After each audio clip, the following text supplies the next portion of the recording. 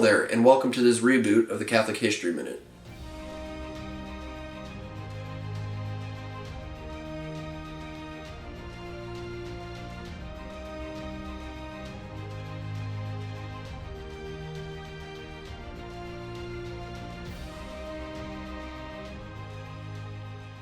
Today, I'm going to talk about Sir Arthur Conan Doyle.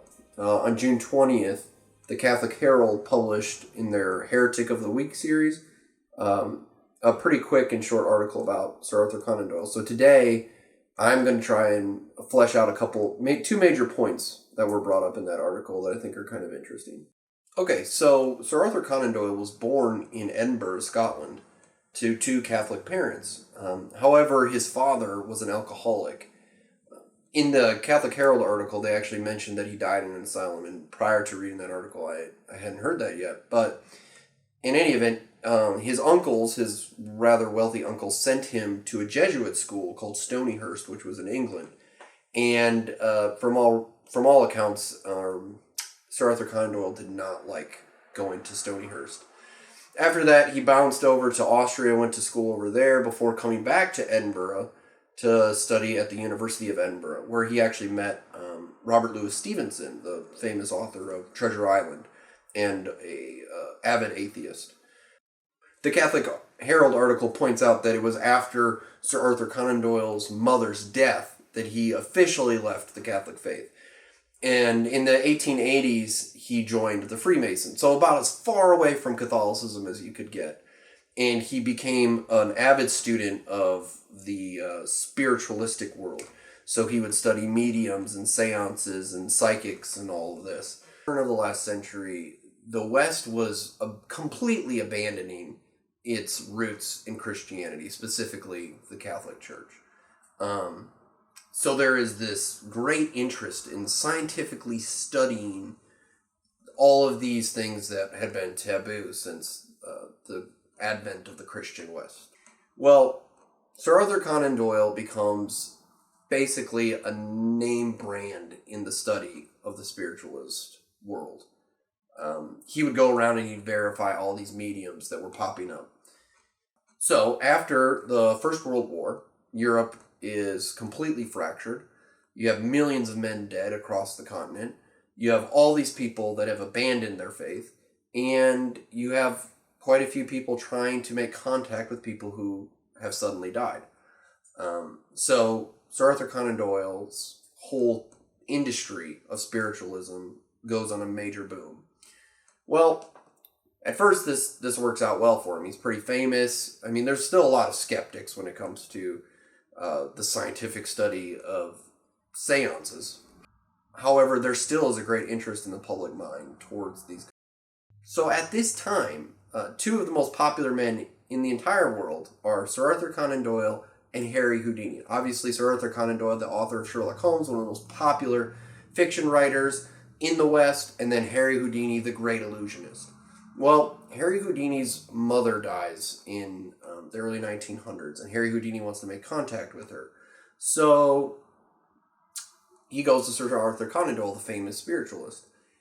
And lo and behold, Sir Arthur Conan Doyle is married to Jean Conan Doyle, who just happens to be a medium.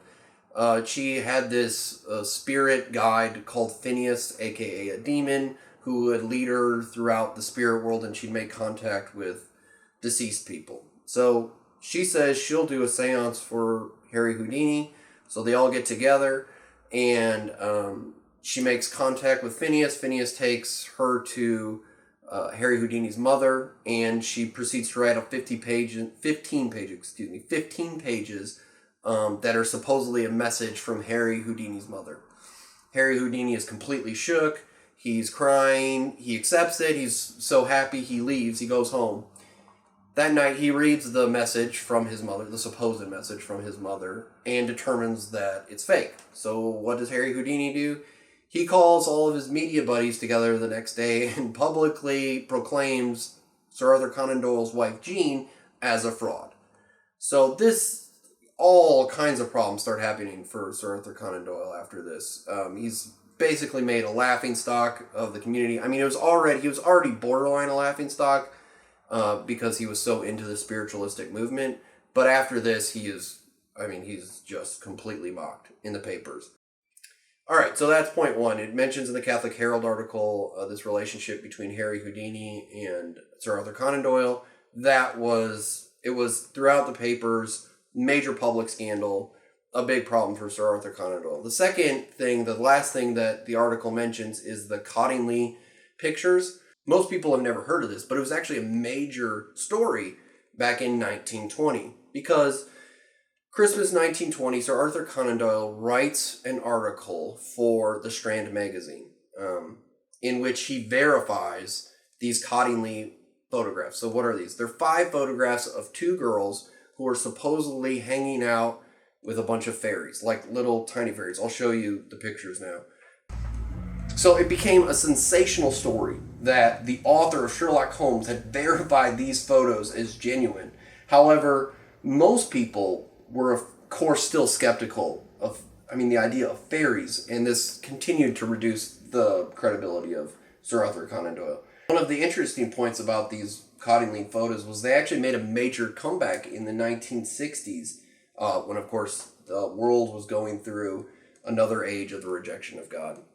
In any event, in the 1980s, the 2 girls that are in these pictures came out publicly and said that they were fakes, except for the 5th one that they said was real. However, by this point, they could show how the people had made these photographs and how they were fakes.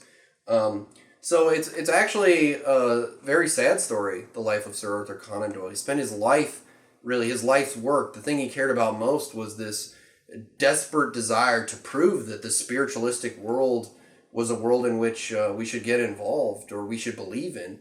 And the sad reality is he was promoting fraudulent organizations, and in some cases he was directly promoting diabolical forces. Don't leave your Catholic faith and become a Freemason, because it will lead you down some terrifying roads that really aren't necessary. He's one of the greatest authors of all time, and yet he died pathetic. In any event, till next time, I hope you enjoyed this video. I hope it was informative. If you have any questions or comments, please leave them in the comment section of this video. Please like the video and subscribe to the channel. All right, see you next time.